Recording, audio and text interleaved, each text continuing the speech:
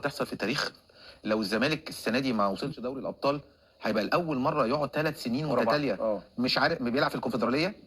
بس تخيل يعني صح يا كابتن، ما حصلتش بس اقول لك على حاجه، او 3 سنين مش عارف ياخد مركز تاني ولا اول. اللي حصل في الزمالك يعني لو مع اي نادي تاني كان انهار. صحيح، ما الاسماعيلي اهو مش عارف يقوم. لكن الزمالك بدون قيد قام. تغيير مجالس موجود.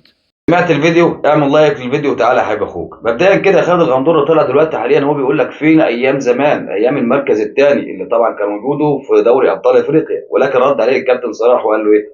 قال له نادي الزمالك بيمر بمؤامره، والمؤامره دي بسبب ايقاف القيد ومشاكل نادي الزمالك الخارجيه والداخليه، والكلام ده كله هو اللي بعده عن دوري الابطال، ولكن الحقيقه غير كده خالص. الحقيقه من وقت ظهور بيراميدز في الدوري المصري هو بالفعل غطى على نادي الزمالك، ونادي الزمالك بقى يكتفى بالمركز الثالث دايما يا اما الرابع. لان ما تقوليش مشاكل ومش مشاكل، لان في فرق موجوده في الدوري عندنا، والفرق دي طبعا الميزانيه بتاعتها اقل من نادي الزمالك، ولكن هي موجوده معاه في الكونفدراليه عادي، وقعدت في الكونفدراليه شايفها بطوله اقوى من دوري الابطال، وبتكتفي ان وجودك بالكونفدراليه عشان الفرق اللي فيها سهله وعشان الميزانيه على قد الايد. انما لو دورت على السكواد اللي معاك دلوقتي حاليا، اللي انت بتقول ان معايا افضل سكواد في افريقيا، ازاي تقول المظلوميه والمؤامره والفلوس والقيد والكلام من ده كله؟ ده مش فاهم انا الموضوع ماشي معاك لحد فين.